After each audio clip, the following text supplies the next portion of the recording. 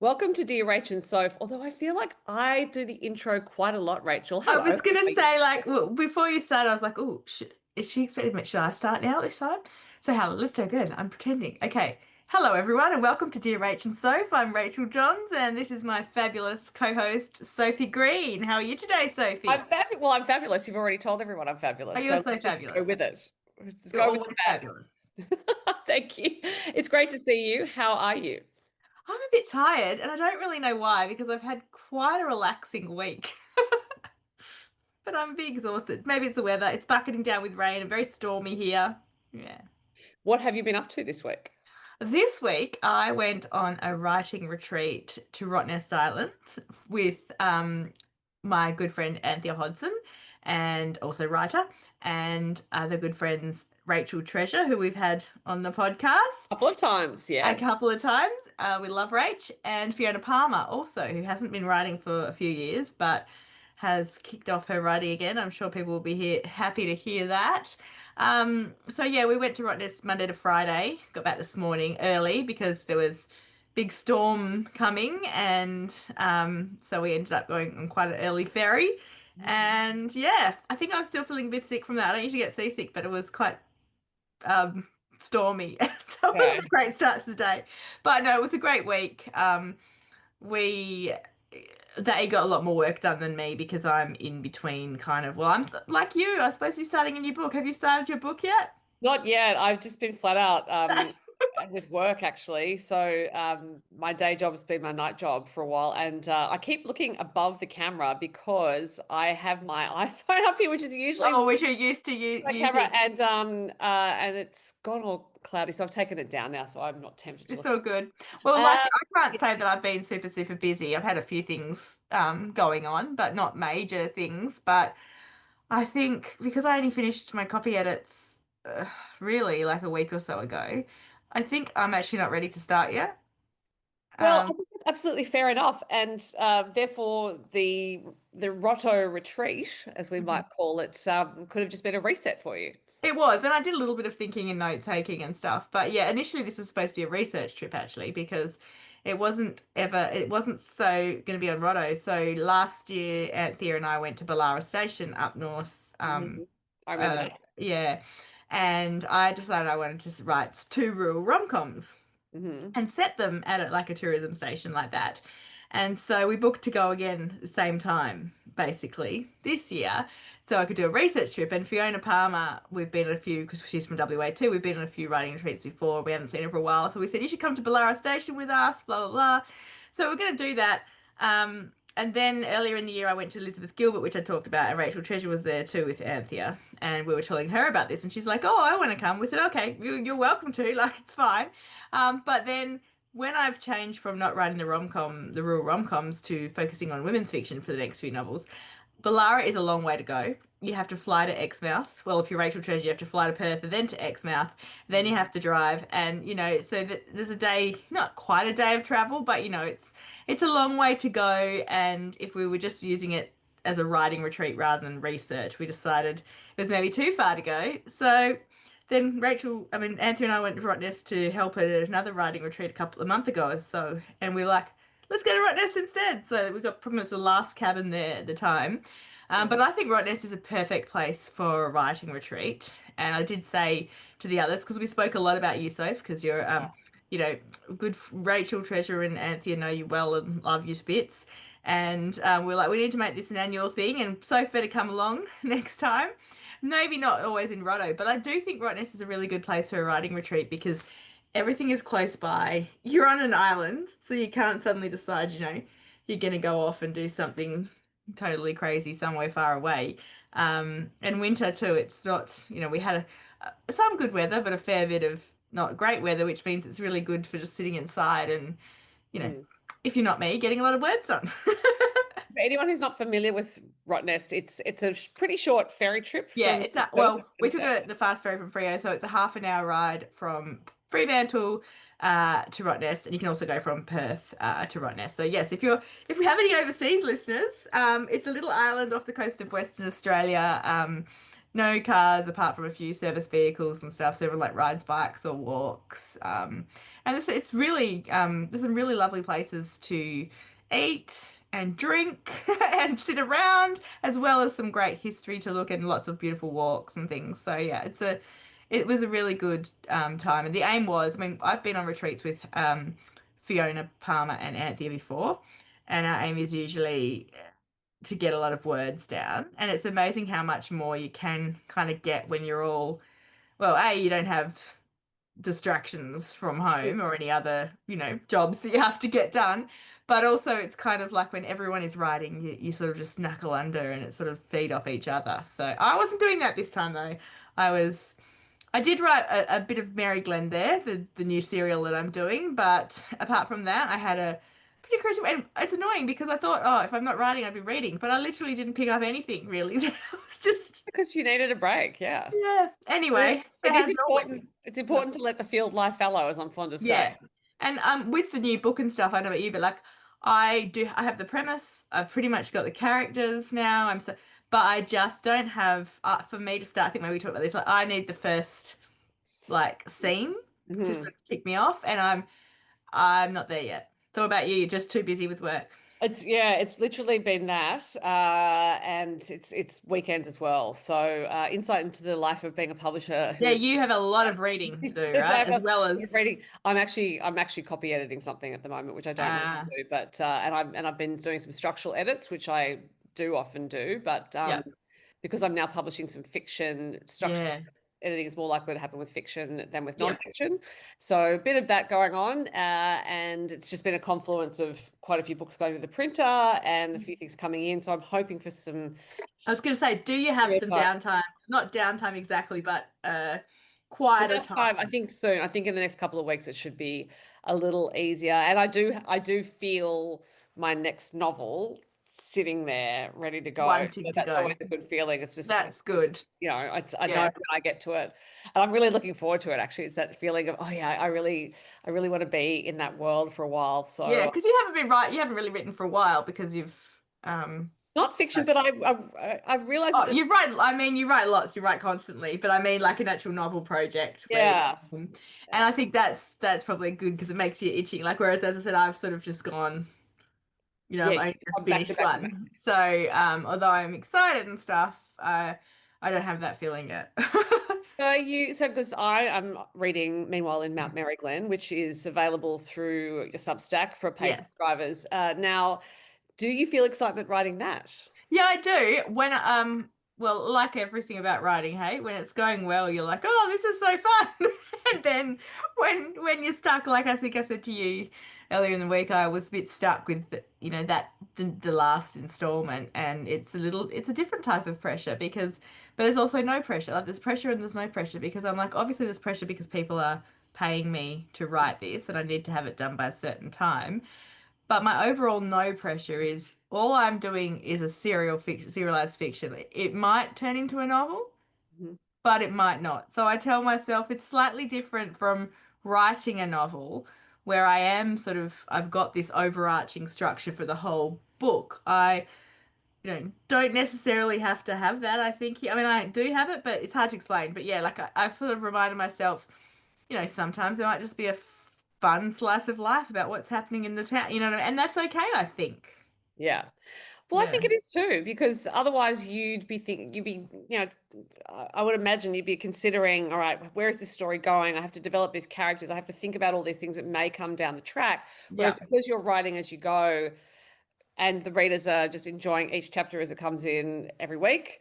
Yeah, Yeah. I think it's a really interesting experiment for you. Yeah, it is You've had an to interesting project. experiment. We'll keep you posted to see how if I get less, or more insane than I already am. But no, I think it's a good writing experience too because while I am between other books, like at least I know that I have to write, 1,000 to 1,400 words a week. I was doing only 1,000, and I think last week's was the longest I did so far. So, people are getting more than 1,000 words a week, but They I'm certainly are. Yeah, like it's substantial, and I think it also is a reminder of what a terrific natural writer you are, because This is text that's not gone through any kind of structural process. This is Not structural, but you are doing a lovely, lovely little copy edit but for I'm me. hardly doing anything. I really am. I'm not, this is not me pretending anything. Listeners slash viewers, I am really barely touching Rachel's text as her copy editor for Meanwhile at Mount Mary Glen. So I think, yeah, it's just proof if further proof were needed. What a Actually, wonderful writer you are. thank you, but you just reminded me of something about the retreat while we were talking about it. I'm sure Rachel Treasure won't mind me saying this, because she's been writing a new book, and she's been doing it differently to how she's done before. Um, she probably was more like me before, where she would write a bit, read back over it, fix it up, write a little bit more, read back over it. And for anyone who's listened to before, you'll probably know that I reread a lot. And sometimes I reread quite far back each day and that. And so she this time has just done 1,000 words a day. She's committed to 1,000 words a day and has not allowed herself to look back. And in some ways, that's kind of what I'm doing here because I can't change what I've done before. So I can't go and Yeah. tweak it. Maybe I could fix a spelling mistake if I suddenly notice one or something like that, but I'm not going to change major story things. It's just, unraveling. So it's going to be an interesting experiment for me because I don't usually do that. Yeah. I am so curious to see where the story goes. So every week I'm like, oh, what's happening now? Well, thank you. So, But I also, it is a bit stressful because it's also like I know, I mean, I need to start my other book too because that's the yeah. one that and my one with a Mercedes. For anyone who's going, who the hell's Mercedes? Who I'm talking about. If you're a new listener, I also have a co-written project contracted. So, there is that pressure, but at the same time, I'm really trying to be kind to myself Mm. now these days. And so I'm like, well, I'm obviously not ready to start yet. And like I often quote Sophie to myself, and I'm thinking there's always enough time. I also quoted you today to Fiona and Rachel, and we were walking back I said, you just need to get out of your own way. That's what Sophie always says. Just got to get out of your own way. So I have like my little Sophie in my head always telling me, it's all right, Rach. There's enough time. But I also know I really do follow my gut when it comes to writing stuff now. And, I could say I just need to start, but I know for me that I need a strong start to get me going, and I can't just you know, ease into it. I feel like that anyway. Who knows? In a couple of weeks, I might have to be easing into it if I haven't got a proper start. Yeah, or it could be that you like try a different sort of exercise with yourself to Yeah, prompt yourself. There's those sorts of options as well. There are all sorts of tips and tricks, and maybe we should talk about that at some stage. I don't. There are yeah, so good many idea. subjects, Rachel, that we have queued up. Exactly. And if anyone's listening and does want us to go dive deeper into anything that we say in our little introductions or stuff, you know, send us a message, email one of us. We are happy to do an episode or two on our own talking about various things. But also, don't forget, we do have writers therapy. If you need some therapy, psychotherapy slash a little bit of Rach therapy, email us. So I think we've got some psych therapy or writer therapy coming up soon We to be do, released. yes. Or by the time that this episode's out, people may well already have seen those episodes. But we have a guest, Yay! Rachel, Oh, I do it every time now. Now it's She just has part of entered the waiting room. So I'm it. going to read out her Yay! bio before we let her in. Our guest is Kayte Nunn. So While you Kate, read, I'm going to let Addie in. all right, Kayte is the internationally best-selling author of 8 novels, most recently The Palazzo. These novels are available worldwide in English and have been translated into 11 languages. Kayte was brought up in England, lived in the US for a number of years as a child, and now calls the Northern Rivers of New South Wales home. I'm a big Kayte Nunn fan, so I am very, very excited about talking to her. So, Rachel, I'll put us on pause. See you shortly. Perfect. Hi, Kate. Thank you so much for joining us. It's fabulous to see you again. Oh, thank you very much for having me. Great to see you, Rachel and Sophie. I'm Thanks. so excited to discuss your career because you've done so many interesting things since the very beginning, actually. And so many great books. I've written Yeah. great books, and I have read several of them, and Same.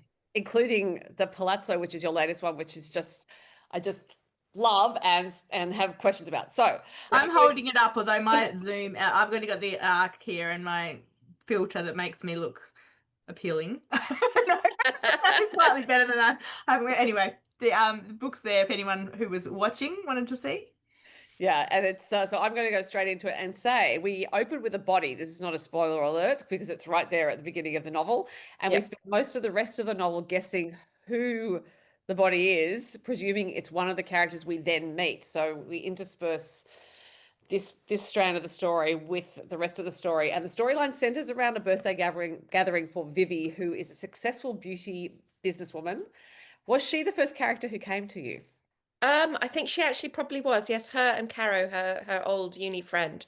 But during lockdown, I was doing a lot of Zooms like this actually, and looking at myself on screen and realizing that I needed to lift my game in kind of makeup terms. And I started following a lot of makeup artists on Instagram and getting quite interested in makeup. And so became really aware of lots of entrepreneurial women who were creating their own beauty and makeup brands. So that seemed to be the perfect occupation for her. Yes, and yeah, she is the kind of central character in the You'll story have as to give us well. some makeup tips because No, I'm using a I'm filter, so not that sure like about lipstick that. is even a filter tonight, right? This is our.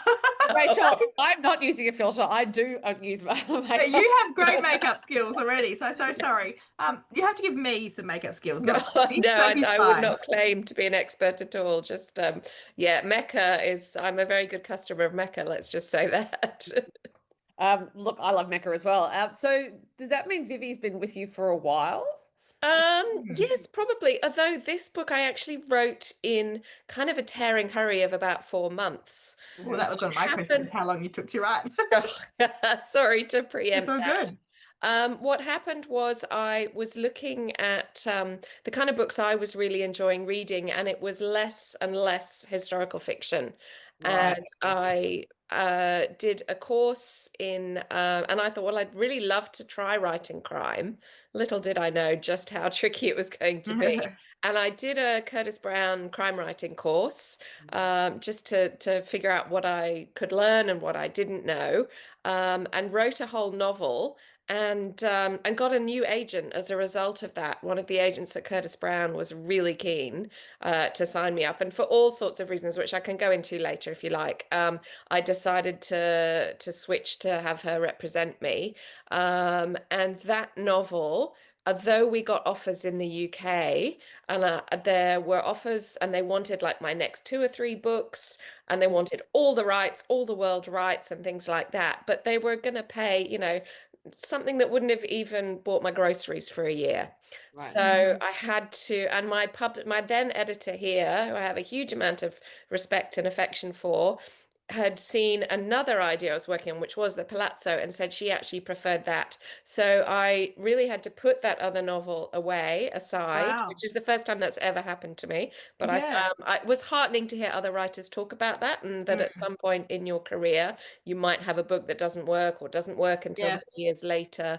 Anyway, so I put that aside, and so I wrote the Palazzo in a tearing hurry of about 4 months. So you'd already had the idea, but you then. Yes, yes, I think it's amazing that I'd you didn't. So you didn't. You were saying a second ago, oh, it didn't work, but it obviously did because you had someone I wanting to had buy some it. offers, but yeah, Yeah. but I have to make a living doing Yeah. this, or Yeah. try No, and it's make a interesting, living. but yeah, it's your And choice. Yeah. in consultation with my agent, we agreed it just wasn't going to take me in the Mm, right direction. yeah. So for the short-term pain, I had Yeah. to, Sometimes you have to make the hard decisions. I think that's yeah. really interesting. Yeah. Yeah, that was really hard. But I had years ago thought about setting a book in that part of Italy, a historical novel based around the Staffette, the Italian women of the Italian resistance. Hmm. But I wrote about 4 or 5 thousand words, and I couldn't find where the story was. And I did lots of research on the historical side of things, had all the books and the kind of that sort of in-depth research, but just couldn't figure out where the story was or get excited by the story enough. And I put it to one side. So when I was thinking about where to set a kind of exotic destination thriller, this setting and I wanted somewhere isolated, seemed to be perfect. And so in a lovely kind of circular way, as things happen, the character of Stella in the Palazzo would have been a very, very young girl in had I written the historical novel. So she, none of the research Wow. was wasted. Oh, that's so cool. And sort of she makes an appearance as a very old woman in this book. And then also I was when I was in the middle of writing this, White Lotus Sicily came out, and I was like, oh damn, it's Italy, but thank goodness I haven't set my novel in Sicily, because that would have looked really try hard. Well, I actually read a review that said it's great, like White Lotus theme. And I thought, yeah, from what I've read so far, very White Lotus. And hey, that's a great compliment, I reckon. Oh, look, I'll take it. I'll absolutely take it. But yeah, I think it would have been too much on the nose if I had set this novel in Yeah. Sicily. Yeah. And also I had been to that area of Italy, so that made sense. Yeah, and also at the time I was watching a lot of my friends go on their fantastic, Euro summers and having an amazing time, and I couldn't travel at the time. I couldn't afford to travel at the time. So I thought I'd do the next best thing and just travel in my imagination and pretend I was there. Yeah. So Palazzo Stellino, which is the palazzo of the title, is near Turin, and even though some unpleasant things go on there, it does seem like a place I'd really like to stay. I hope Kate has stayed at a Well, palazzo like this. about 25 or 30 years ago, I stayed at a place called the Palazzo Ravizza in Siena, and it made such an impression on me. It was a beautiful old building with painted ceilings in the dining room, and we went to the room and opened the shutters, and there was this beautiful Tuscan view with the trees and the hillsides. So that has always stayed in my mind as, gosh, wasn't that an amazing place to stay? And I love swimming pools. I really love gorgeous, beautiful swimming pools. And so I spent a lot of time on the internet, kind of creating a mood board of what the pool might look like, and just drooling over, amazing palazzos and sort of small luxury hotels in. Did it look like this in your mood board?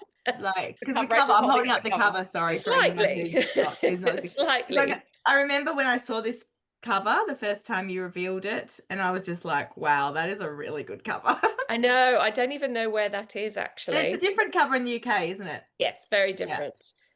We won't ask you if you have a preference. Couldn't possibly comment. And I, as a tennis player, I was also really pleased that a tennis court makes an appearance in the story. Yeah, I don't know where that came from, actually. It just happened to appear, and it's like, I think there had to be that element of competition and things getting a little bit heated and people giving themselves away. Yeah. Do you play tennis? Very badly. Very, very Same. badly. So given that you wrote this in 4 months, which was less time than you normally have, did that mean your usual processes to write it were upended? So as in, would you normally write your way into characters and find them through the text, and or you wouldn't normally, and you had to do that this time? This certainly, writing this sort of novel enabled me to really delve into character, and that's what I've discovered I love about the process, to create really nuanced characters and fun characters and interesting characters and lots of different dynamics between a small group of characters. I think I just put myself under more pressure to get the words out and to spend more time with my head in the book than I might normally do. Yeah, and less research. The research wasn't as intensive as it might be for a historical novel, so that's a bit easier. That makes sense. Because yes, your previous novels have been so well. The thing is, with the Palazzo, it did feel really detailed, and your previous novels have so much detail in them as well. And this is detail that's definitely woven in. It's not clunky, sort of telling rather than showing detail. So I still have the sense I was reading a Kayte Nunn novel. It's just that it's got quite a different story, and with the characters, we feel like we get to know them so well that's actually really unsettling when we find out something that we didn't know about them. So when they're starting to reveal things, and you feel slightly betrayed, but that's good because that's what the people around them would feel if they found that. Yes. And when I wrote the first draft and sent it off to my agent in the UK, I got probably the worst feedback I've ever had for a novel. It was quite devastating. But I just had to take a deep breath and take it on board and go at it again. And I'd given far too much away. I'd given far too many of the characters' secrets away. So it was a case of just kind of passing them out slowly throughout the book and keep creating moments of surprise in the reader's mind, I suppose. And once I got my head around that, it went pretty smoothly. But the final twist, and the person who actually is responsible, didn't come until the structural edit, when my editors were both pushing me for one more twist. Wow. And I couldn't get my head around it. And I remember I was on a writing retreat at the time, about this time last year, and I went for a long walk I went for a morning walk every day, and it was only at the last few footsteps back in the house, the idea pinged into my head, and I was Walking like, is the best, isn't it? of course it's this person. And then I was really devastated because I didn't want it to be that person. But Oh, I can't wait now even more. I'm going to get it back into this. This is and tonight. a lot of people have said they haven't been able to guess who's responsible. And I think probably because, you know, You for me didn't as a know. writer, I didn't even know. How much did you know about the book before you started? How much plotting do you do? I would love to be a plotter. Yeah, we hear that so much. Really, no, it would make life so much easier. Don't we all think that? Yeah. It's an excavation of the story, you know, writing session by writing session. And sometimes things come up and surprise you and take you in a certain direction. Sometimes you can write off in a, you know, and digress, and you have to pull yourself back and stay on the path. Yeah.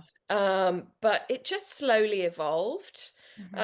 It's funny, and you guys will probably both know this. You can't remember exactly when you had the idea for something. It just sort of seems to slowly come together, and different layers of the story come together as well. Yeah. It's really a process of trust, isn't it? Trusting ourselves to just keep at it, and absolutely, eventually, and you just you know, have to ignore that voice on your shoulder saying this is a pile of shit, this is crap. You know, you just go, no, actually, away. It doesn't matter. It doesn't have to be perfect to start with. Yeah. Well, one of the great things about the Palazzo is it's not only impossible to guess who done it, it's impossible to guess who's the body at the pool. So there's two strands going on where you sort of have this creeping unease of, okay, well, I know someone's dead, someone that I'm reading about has done it, but I also don't know who the dead person is yet. So there's the creeping unease is actually part of the enjoyment. That sounds a bit odd, but I think with this story, it is that sense of everyone being an unreliable, not necessarily narrator, because we don't have a first person narrative, but we're never quite sure who we can trust past a certain point. Initially, we think we can trust people, but yes, and that's you know, each character has more than one side to them. And it was nice to be able to slowly reveal that. And they've all got a secret, and they've all got motivation for potentially either being the victim or the perpetrator. Yeah, so that was really kind of fun to well, play it's with. really hard to pull off, Kate, actually, because yes, that occurred to me at a certain point. I was like, any one of these people could be the victim, and anyone could be the killer, and to make it so opaque the way it needed to be to sustain the tension was just so well done. So yeah, I had that two levels of reading. As a reader, I'm like, oh, this is just delicious. But then as a writer thinking, this is so clever. Thank you. Tell us all the tips. How do you do it? Do you know, I wish I knew. It's just a case of turning it over and over in your head.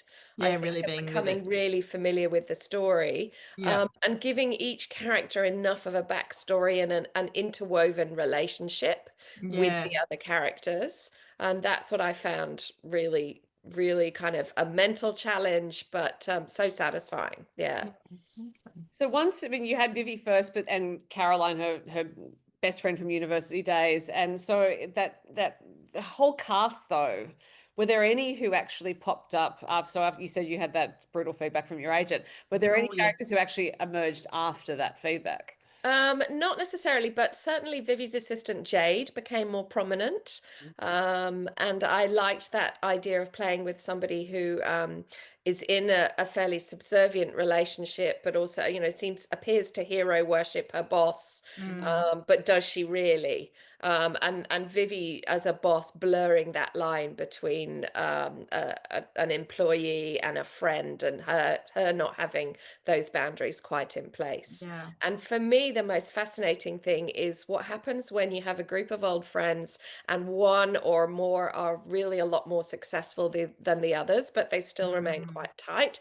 And it's how do you maintain a kind of level field, or don't you? And how do you maintain those friendships without you know, niggles and misunderstandings creeping in, or expectations? And I think that's really kind of juicy fodder for a novel as well. Definitely. Absolutely. Yeah, the secrets, I was noting it. In fact, I had a question about it, saying one of the subtexts is the way we keep secrets, even from those we hold most dear. And I think in the case of this story, especially from those we hold most dear. Yes. And then also when you've got a group of people and they don't necessarily all like each other, but one person has brought them together, that obviously can create tension. And then different, I wanted to kind of show different generations as well, right from Stella, who's very elderly, down to the two teenage daughters. Yeah. Yeah. So it was nice to have a bit of a spread there, and a spread of nationalities. You know, we have English people, Australians, people who live in America. I Yeah, just that's wanted good. to And broaden that. did you do that did you think about that as a strategic kind of move in terms of appealing to all markets? I know years and years ago when I wrote the Patterson Girls, I didn't do this in particularly, but I realized afterwards when someone said, "Did you choose?" I had a character that was living in London, a character that was living in America, one who was not that it necessarily did me any good, Yeah. but like you know, not for global domination, but I know that that was a thing that someone said to me, "Oh, did you do it because of that?" So now I went, yeah, thinking the same. No, I didn't really. It's more my interest in Yeah, those areas, having lived in those countries. I don't, as you say, I don't think it does a reader, a writer that amount of good. I think if a story has universal themes, it doesn't matter yeah, so much where the characters are from that's and true. even the setting. And so much of that is zeitgeisty stuff as well, if a Oh book yeah, gets picked up or how it goes once there. So yeah, you can, yeah. yeah, yeah. Gotta follow your heart in the end, I guess. You do. You have to really trust your intuition as a Mm. writer, enormously. Yeah, I think, and I've had to trust myself with this change of direction, which hasn't, necessarily suited my publisher at the time, and yeah. so on. And you just have to kind of be true to yourself. That is true. A lot of people I know, like, have wanted to change direction, have wanted to write something different, and have really been held back by the people in their publishing world, whether it's the agent or the publisher. And then I guess you've got to make some tough decisions sometimes, don't you? Yes, yes. And look, I'm not sure. I don't know if I've made the right decision or not even now, but I'm satisfied creatively with what I I'm don't think you able can to ever do. know, really, can you? Because we never know what the other path would have been. Would have But led you've got to. to like follow your heart in terms of what you want to write and different stuff. Yeah. And Do you you have just a can't. preference, crime or historical? Or Um, you think, I love both, and I've always yeah, read fairly widely. yeah, I love the puzzle of writing a crime novel, the kind of closed setting set over a much shorter time period, but mostly it's the opportunity to delve into character, yeah. really create some interesting That's so character. interesting, isn't it? Because I find like my favorite crime novels do really have a heavy focus on character. But then so many people think, yeah, some don't. Yeah. And so it's really interesting, I think, to hear of people. I've listened to a few other podcasts lately too. Who was I listening to? Gillian McAllister talking about character and different and yeah, that's what I think is the best crime novels that focus on character, where there's others that really don't. So I find it interesting when people say like that's why, well, you're saying that's, you find that character is really a way to explore with crime. It makes a lot of sense because it's like that good and evil and moral ambiguity and all that kind of stuff, but I've never really heard anyone talk much about that before. Oh, okay. Yeah, no, it just means you can create so much more of a nuanced narrative, I Yeah. suppose. And I love puzzles and setting a puzzle. And also, I think our attention span is just increasingly fragmented. Mm. And a page turner that keeps you guessing is going to stop you from picking up your phone. And it's actually Yeah, one of the things I love most about reading now is I can't do both. I can watch two screens yeah, and yeah, switch yeah, between that's so them. true. I cannot do that with a book, and it actually calms my brain down a lot more. Yeah, we need it more. Yeah. Yeah, we do. I think that is a great point. Reading does calm the brain down. But also, I find, as I said, the creeping sense of unease in the palazzo, that kind of feeling as a reader also keeps you going and keeps you from being Mm. distracted.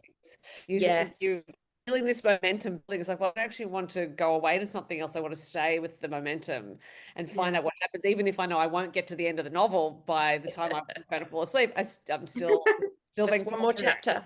Yeah, yeah. One more chapter, absolutely. And with this book, definitely, it's a one more chapter read. Oh, Yeah. thank you. Thank you. That's what I was hoping for. So it's really nice to hear.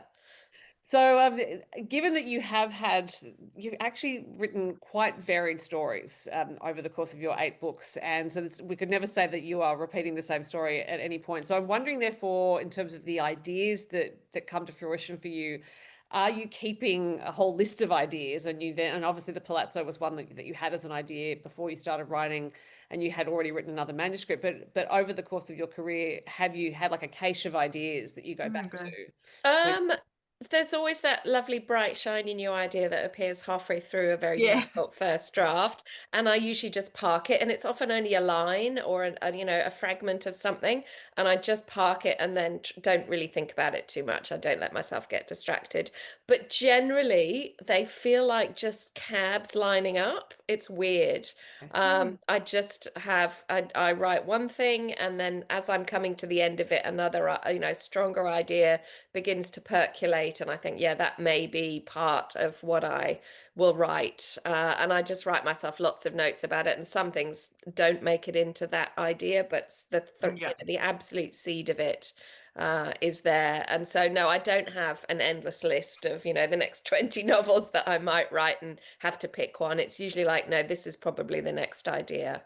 Do you keep ideas in, do you write your ideas in notebooks on your phone? It's just sometimes it's on my Scraps phone of if it's paper? late at night and it comes up to me, or I'm out walking, but I just transfer it all to a document, Yeah. and it's a folder on my computer desktop. Yeah. And then I have another folder of character names. And I've realized what I probably need to do is make a list of all the character names I've already used. 100%. I need to do that as well. Because Yeah, I Rachel, you find, in particular, with over 20 Yeah, books. no, I yeah. definitely need to do that. I sit there, I'm coming up with a new character name, and I'm like, have I used that before? Like, oh, and then it doesn't matter. Like, that's the thinking. Like, I've got to that point. But I think if it's a main character, I'd prefer to have Use something quite different. different Yeah, I names. have, Yeah. and it's funny, when I was in my 20s, I had a list of baby names I liked Yeah, before I yeah. was ever a mother, and now it's like, oh, I can use all of Now those. I've used all my girl baby names because I have 3 boys, so Uh, to get to use any of yes, them. yeah.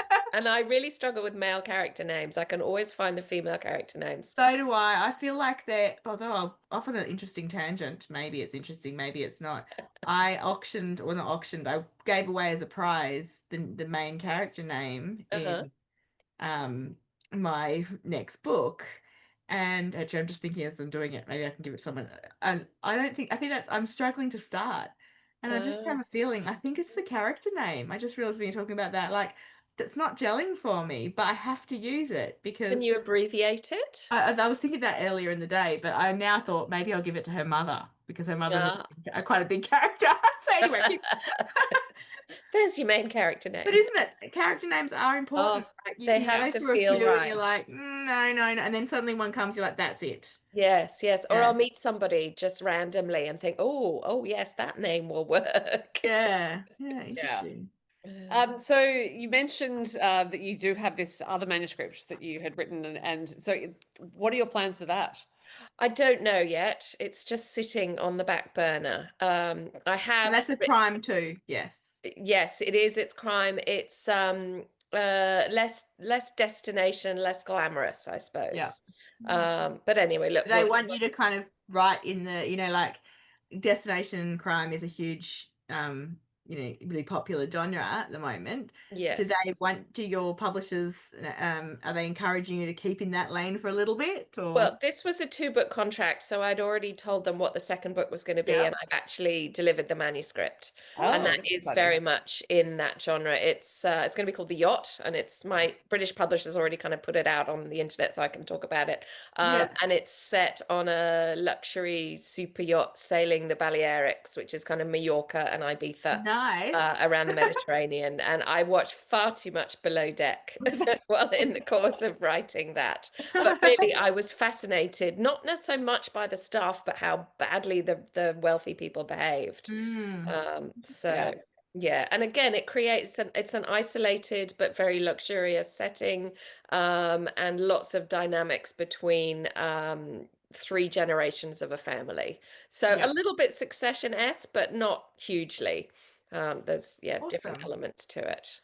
So yeah, and my 2 agents have read it, and my UK editor, and they're happy that it's kind of on brand, I suppose. And look, I really do feel that having moved, I wrote a couple of kind of vineyard romances to start with, then historical fiction. Now having moved into sort of destination murder mysteries, I do need to kind of stay in my lane for a while. I understand, because I have kind of had a few little Yes. things too, and I've had some discussions, and also I can't write more than one book a year at the moment, and so I'm staying in the women's fiction lane for a bit too, just to, never say Yeah. never in another, but staying in the contemporary women's fiction rather than, Oh, that sounds good. yeah. Yes. Except Yeah. you are branching out for your co-write, Rach. I know. Oh, yes. Anyway, it's can you tell us a little bit about the crime course you did, how you found that useful? Because I've heard a few people mention Curtis Brown, but most people have done it before, like, before Before they've they're been writers. published. And Yes. I'm actually doing a course later in the year with, oh my gosh, my mind's gone. It's a big guy in America. Anyway, that Christine Wells did a course with him, and Oh, okay. yeah, like it's interesting to do Oh, things. she did. Half the Yes, time, last time I saw her, actually, she mentioned that course. I yeah. can't remember what it is though. No, either can I. Couldn't think of the Look, name of the book, but yeah, how was it? I am a sponge for learning other people's information about how to write. I Yeah, will me too. always learn something new and be able to use it. So that was invaluable. What I didn't quite realize is that it was via Zoom, and it was for about, I think, 8 or 10 weeks, once a week. And I got the time difference completely wrong. Uh-oh. There Oh, were do you have out to of get up in the middle of the night or something? yeah, it was, I think, 4 in the morning. And Oh, I had originally thought, oh, it's 7 in the morning, that'll be perfect. So I really stuffed up. And there were three of us on the course who were Australian, and we were all sort of Oh, bleary-eyed at golly. that time in the Well, morning. good on you for getting up at that time. Oh Shows how gosh, it was, dedicated you yeah, are. it was really useful, but the actually, which wasn't looking for a new agent at the time, but that Yeah, course for was that. it was a selective course, so you had to submit some writing. So I nearly didn't do it, and then I thought I'll just submit the writing and we'll see. Yeah. And I got through, and it was the first sort of advanced crime course they'd done, so I thought, oh, I will give it a go. But when you finish, they circulate a sample of your writing to all the agents in the agency and in Rogers, Coleridge and White, which is associated with them. So that, and I wasn't looking for an agent, but Stephanie Thwaites contacted me and was really keen on the writing and has been such a great supporter. And with my previous book, I'd had some issues with my British publisher, and I hadn't had an agent on the ground there. So I just thought, you know what, it actually will be really helpful. And also, what I hadn't quite realized is their global network. So they have obviously the office in Australia. They work with agents in the US, and they work with film and TV agents. So the Palazzo's actually been optioned by a production company. I'm still waiting to finally sign the contract, but we've agreed that the basics of the deal. And I wouldn't have been able to get that kind of access had I not been with Curtis Brown. So So you that's left your other agent? I did, yes. My second agent. I've had Curtis Brown is now my third agency. The second agent was an American agent, but I just personality-wise, she was lovely, and but just personality-wise, I don't think we properly clicked. Yeah. Um, It's important to get the right agent, isn't it? Like, and it's hard to break up with it them is, and sometimes. you have to be quite tough about it. Yeah. And I remember listening to a podcast with Sarah Pinborough, the British writer. And she's like, "Oh, I've had dozens of agents," so I didn't feel quite so bad about Yeah. it. Yeah. But it's tricky, and one agent might not suit you for all stages of your career. Exactly. That's the thing. And also, like, someone might really like the historical, but they're not, Yes, yeah. Or necessarily somebody might have brilliant contacts in Australia, but not necessarily yeah. the global contacts Yeah. and that sort of thing. Yeah. And I think if you're gonna make a living anywhere approaching as a living as a writer, you need to be published internationally. Or you need to write 2 books a year. yeah. Yes. Exactly. Yes. Yeah. That's more power to you for doing that. That's very Well, impressive. I'm surprised I'm not going grayer than I am. So, Kate, was it the change of agent that then led to the change of publisher? No, it was my then publisher in Australia declining the Palazzo.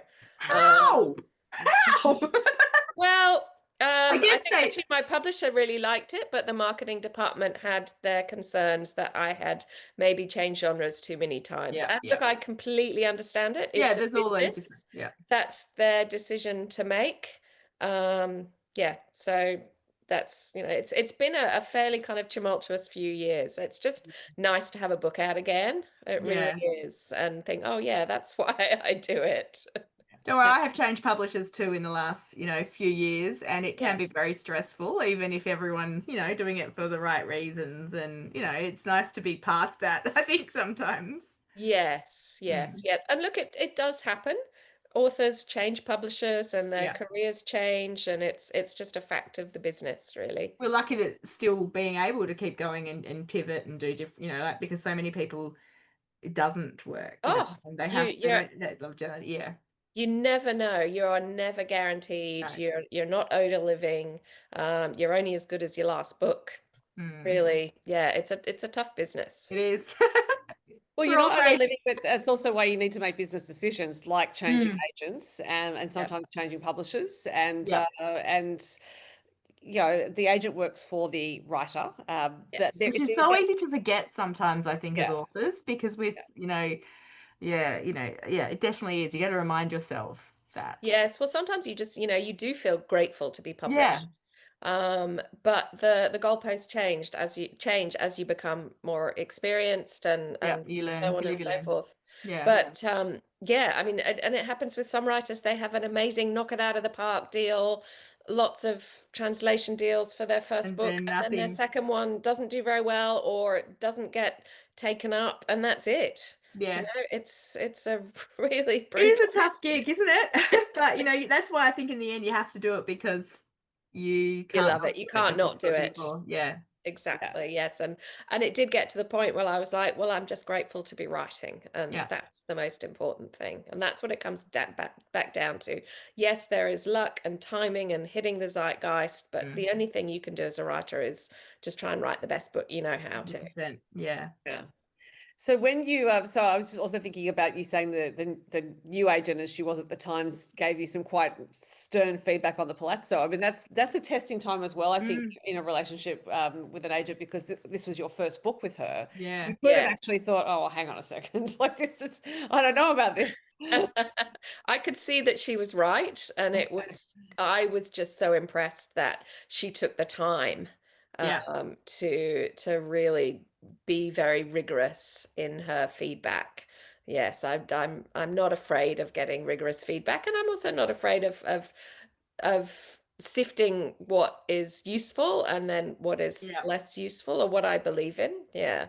Mhm. So yes, Rachel and I in the past have talked about how we both receive feedback. I'm known to cry and take Panadol. She I joke that I drink. No, no, no. And I do love feedback too. Like I really do. Like it's hard at first when you first read it. Yeah. And sometimes you go, no, they just misunderstood. Like that's, but then the more you kind of sink into it, I don't know how you go about edits, but even structural edits, I always did the just really easy stuff first and let Oh, the other yes. stuff. Yeah, because you feel like you're making progress. Yeah, And the easy stuff, exactly. oh, I can tackle that. I can do that. Yes. Yeah, And I just highlight what I've addressed same.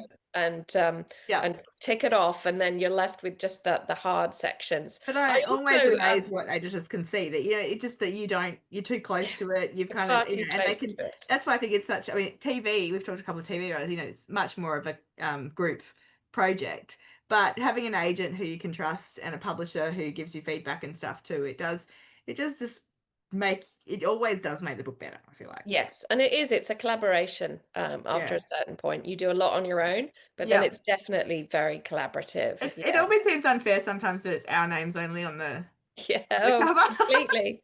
Completely. Well, speaking as a publisher, Rachel, actually, I don't think it's unfair because Yeah. there is no publishing industry without writers, and you come up, or we, I suppose I should include myself, but I switched to my publisher brain.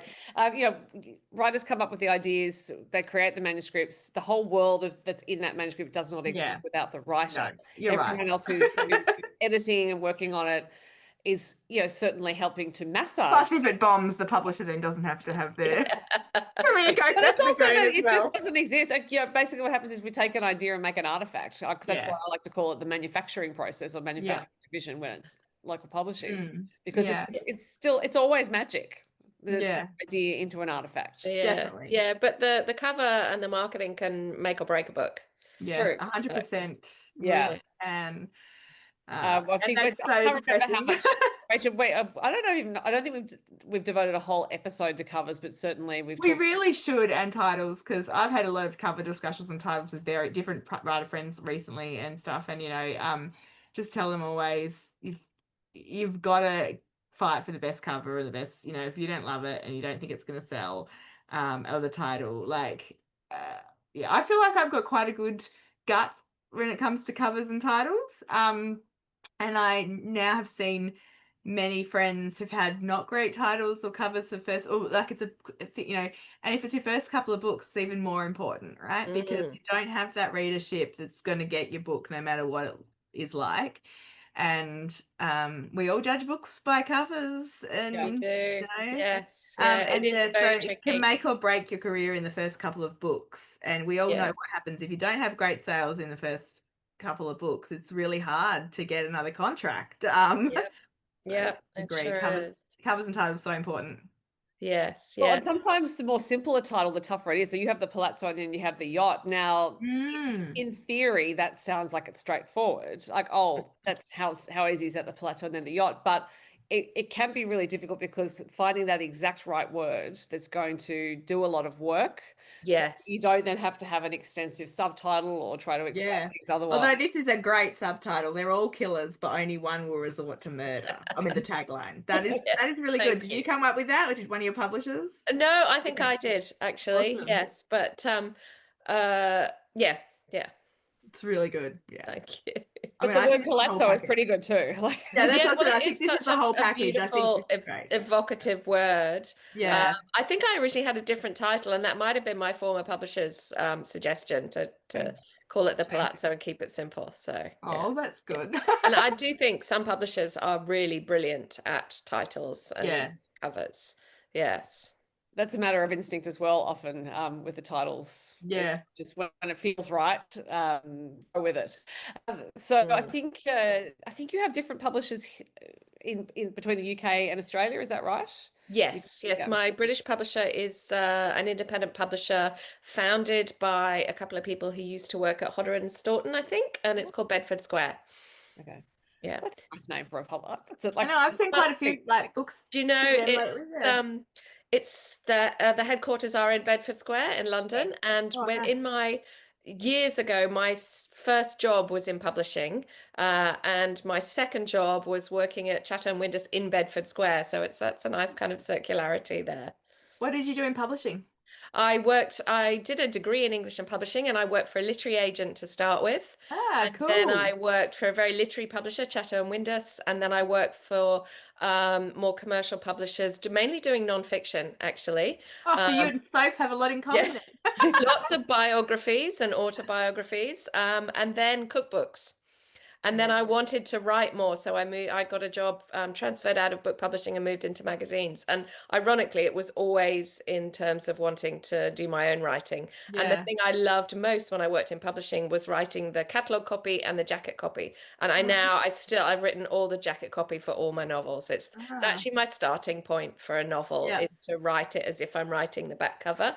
And then I'm often halfway through a draft, and I'll go back and look at that and go, oh yeah, I was meant to make it sound really interesting. Just like this. Do you ever have you ever written a blurb and then gone, nah, that book's not ready, or I'm not yet? Not if the blurb comes together, usually the book will come together. If I can't get the blurb to come together, then that might be an indication that it's probably not a well-developed enough idea or not strong enough.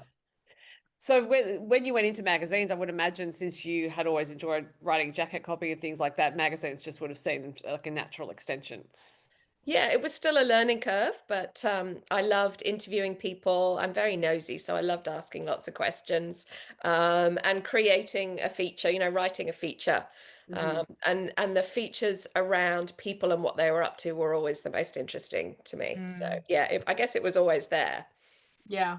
Well, and that also feeds into you developing characters, I think, because it's Yeah. it's like you're almost like you do it, not an interview process with the character, but maybe similar to it. It's like trying to Yeah. find out who they are. Yeah, what makes them tick and what their background is and yeah, what their stories are, for sure. Do you read much nonfiction? Um, Probably about 10% nonfiction, 90% fiction, I would That's say. better than me. In my bio, I would even said, like, there's so many nonfiction books I want to read. I've got a lot here, and especially some things around things I might be interested in writing about one day. But I seem to never Certainly manage to get to the nonfiction. yeah, if it's around what an area I'm interested about writing in, then I'm much more inclined to pick it up. I don't tend to read a lot of self-help, Yeah, no, either do I. that kind of stuff. I get Although my in the self-help from Palazzo, Sophie. I kept coming across this book called I can't even remember what it's called now. It's like these habits of a master or something, and they were just so bizarre and absurd, but sounded really good. So I gave those sayings and aphorisms to Jade, her Perfect. Yeah, assistant, and yes, I know that point in the text, and they are bizarre. Oh, that's funny. I can't wait to get to that. Because I was listening to that going, oh my God, that's just wacky. But it's a real book. It is a real thing. there you go. Well, I presume you've made it up. So you have the yacht already delivered. It sounds like that's coming out next year. Yes, it's planned for this time next year. Yeah. Exciting. And then beyond that, hopefully. Just starting to think about the ideas, and it's one of my favorite stages where everything's possible. And I could just take myself in a notebook to my favorite cafe and sit and daydream and doodle, and yeah, it doesn't have to get serious for a while. So that's where I'm in that stage too. yeah, it really is a very freeing stage. It is nice. Yeah. I always feel like the bit I like about writing is the bit I'm not doing currently. Yes, Rachel said that too. I know. I always say that, and also when people say, "Oh, do you like writing women's fiction or romance better?" Well, I like whatever I'm not doing because it always thinks, "Well, that was so much easier," you know. But it's just like you forget, right? Yeah, just how hard it is, and how some days it just feels like you're just shoveling dirt uphill. That you're not going to be able to make this work. Yeah. And therefore, those days when you are feeling like that, do you tend to just say to yourself, well, I'm just going to have to do this? Or do you sometimes give yourself a break and think, it's not coming today, I'm just going to leave it? I usually fool myself and go, well, it's all right. If you're not feeling it, just make some notes, just reread a bit, just have a look there. And before I know it, my head's in the story and it's coming along. And it Do you used have a to word be count per day? yeah, I do. Yeah, I don't write excessively. I run out of steam at about 1,000 words. Sometimes I can manage 1,500. Yeah. Occasionally I can manage 2,000, but if I do that for too many days in a row, I'm quite drained. I find the same. Yeah. So that's the sweet spot for me. It used to be when I had to pick my daughters up from school that kind of hour between 2 and 3 p.m. was by far my most productive. Oh, no. I had to do it. So it was just like, right, get it done. Yeah, I mean, sometimes if the words that's my are flowing, time when I'm starting to feel sleepy and I want to nap. yeah, that's when you need your Diet Coke. Yeah. Oh, you know her well, Kate. We've discovered quite a few Diet Coke drinkers, actually. Yeah. It's a thing that happens. A lot of them, like Nora Roberts and some other big name authors, are all Diet Coke. Well, it must be. Nora I'm also just following the experts. I mean, I don't know if Nora's still chain smoking, but the chain smoking might have had more to do with it. Yeah. Oh, well, I don't do that, and I'm not going to take that up in case that's a... Well, Kate, I've been light on asking you questions about the detail of the Palazzo because I don't want to give away too much, and I do hope people will just go and read it, so enjoy the experience as they enjoy being unsettled. Yes, I just suddenly realized that maybe listeners or viewers might be thinking, why aren't we talking really in depth about the story? It's like, no, you've got to find out for yourself.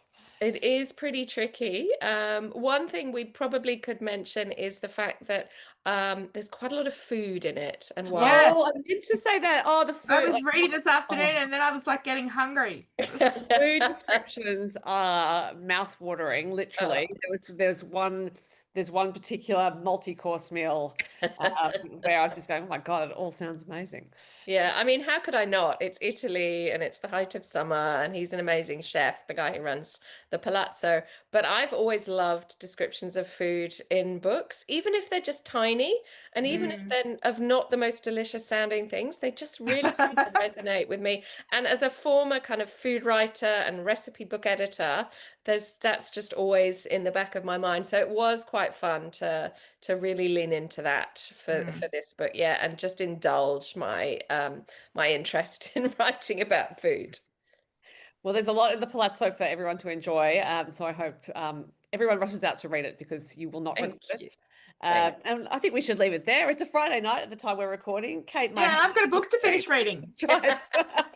So, Kate, thank you so much for talking to us about this and your not career. at all. That was an absolute pleasure. Thanks, guys. Thank you. Well, that was so lovely. I've only met Kate once, but I've known her online for a long time. We met at a writers' festival way before the pandemic. I think her first book was just coming out then. And then I've done one of her other books we did in the Rachel Johns book club. So I really enjoy her writing. I love her as a person. I think she's very smart about the industry too and has her head screwed on. So that was a great chat. It was, yeah. I've read so many of her books and loved each of them. So and the Palazzo, change of direction, just as strong, if not stronger, because I think that whole idea of she's going with energy into this new genre. So but it's interesting, yeah, because she started in sort of like the rural fiction, small town, and then went really like beautiful historical fiction, really in depth with them, and then crime as well. So she's a very talented writer, able to I'm pull all glad she those mentioned off. food because I forgot to write the question about the food. It was in my brain as I was away from things to write it. But anyway, there we go. But no, that was great to talk to her, and listeners/viewers, also readers, please go and read the Palazzo. Definitely, and follow her on her platforms and stuff. Don't forget, please, if you love listening to us, can you give us a review, because it just helps us, in the algorithm stuff on Apple and Spotify and all that. So we really love you. I think we're kind of competitive. Like, we want to go up the charts. Yeah, we want to go up the charts because we hear people saying, "Oh, I love the podcast and stuff," and they share it and that. But if you do, can you? I know it's annoying to leave a review. I know it takes time, honestly, but please, we're begging you. And tell your friends if you enjoy it. Just share on socials too. Like, really appreciate that. Thank you. And if you everyone who sends us comments and things like that, messages, we really appreciate you listening. And we're actually working on, in fact, by the time this episode is out, we may have one home for the podcast on Substack. Now, you and I both talked about our Substacks. We are going to put it under my Substack because you have Reading Between Deadlines under yours. It's just a place to put all the episodes, even though they're all on the podcast feed and they're on my YouTube channel. It's just like, well, let's put them somewhere where actually it's more like a website, and we may be able to do some other fun things through that there as well, like maybe some live chats. Yeah, live chats and other things. So yes, as Rachel mentioned at the top, if you have any subjects you'd like us to cover, you have any questions that you'd like us to answer, please let us know, either in comments, DMs, whatever. There are ways to get to us. Yeah, definitely. Thanks everyone for listening. Thank you for listening/watching. Rachel, I'll see you soon. Bye. Bye.